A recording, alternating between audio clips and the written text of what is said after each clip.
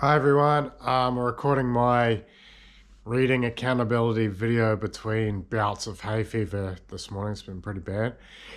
This week's book is Don't Burn This Book by Dave Rubin.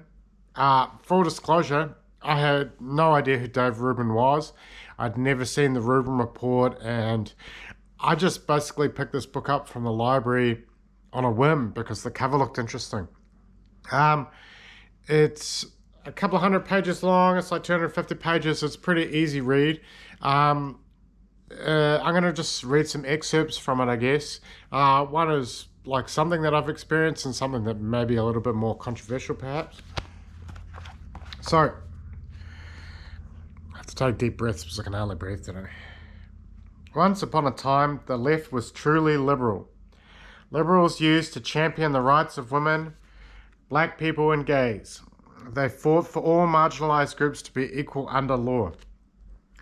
This was authentic liberalism based on individual rights, and it was a damned good thing.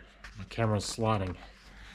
Unfortunately, there we go, this is no longer the case. Trust me, this is not some random assumption I've pulled out of thin air. It's a sober conclusion I've reluctantly reached after years of watching my old team transform into a baying mob of hysterical Puritans. A feral gang that sows division through identity politics and encourages societal tribes to rank themselves in a pecking order of oppression. I felt this is interesting because I went to a really left-wing university. One of my favorite lecturers had the USSR flag full size on the wall in his office, and the supervisor of my dissertation had Karl Marx's Capital, all the volumes in hardback across one of the sides of his wall. So I went to an extremely left-wing media school, and I have noticed lately that I've been becoming more and more conservative with my views, and I thought part of that was because I have a daughter now and my life's changed a little bit and I'm getting a little bit older. But Dave Rubin in this book actually argues that the left has become extreme left and extreme in its thinking in a lot of ways. And it's not necessarily me that's become more conservative. It's actually the left has become more left and more extreme. So they've ended up leaving a lot of maybe moderate liberals or moderate left wingers and left them in the dust. Basically, we're left sort of clutching these straws of left wing ideas and liberal ideas, I guess. Maybe left wing's the wrong word, but liberal ideas. And they've gone to the full extreme and left us all feeling like we're suddenly conservative because I'm not a right winger by any means, but I'm definitely more conservative than contemporary liberals and left wingers, that's for sure. Next reading. This may be a little bit. I may offend some people, put it that way. But I do feel like it's worth reading. This is from the chapter "Check Your Facts, Not Your Privilege." The War on Women. Western women are not oppressed. There, I said it. This doesn't mean they live perfect lives, but then again, neither do men. This is because the world is not a safe space, and bad things happen to good people, of both genders.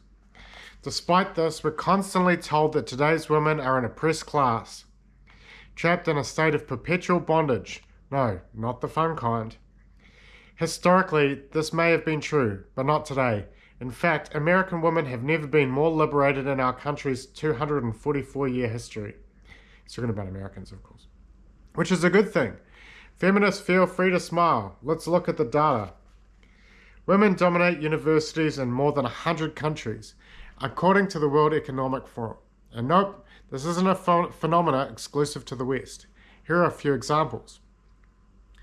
In Panama, 53% of the entire female population go into higher education, compared with just 34% of men.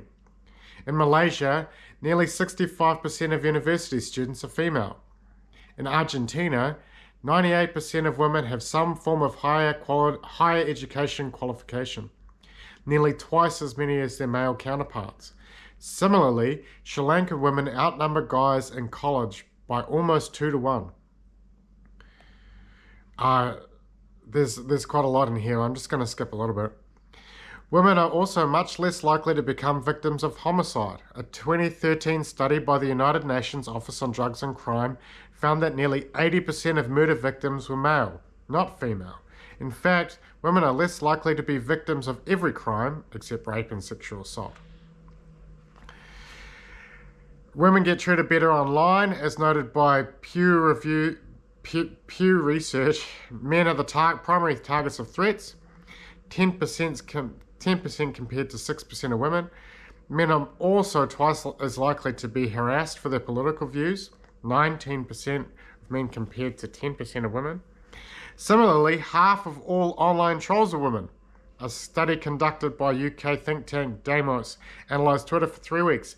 It found 6,500 different users were targeted by 10,000 explicitly aggressive and misogynistic tweets. 50% of them were sent from females who used the term slut and whore to describe other women. More than 93% of federal inmates are male. American men have been forced to register for selective service since 1980. Women win custody of a child in more than 80% of all divorces. Men pay more in taxes. Women enjoy safer working environments. According to the Bureau of Labour Statistics, 4,492 men died at work in 2015, 92.9% of the total, compared with just 344 women, 7.1% of the total.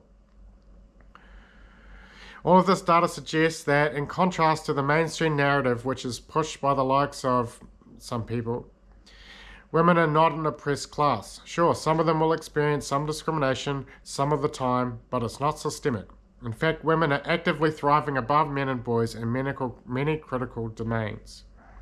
I know some ladies are not going to like that, but I do think that there are experiences men are going through at the moment that are just sort of overlooked, and we're told to harden up a little bit, and I don't think that that's a great thing.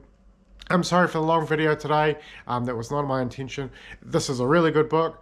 I thoroughly enjoyed it. It's not a really hefty read, so trying to get my thumbnail.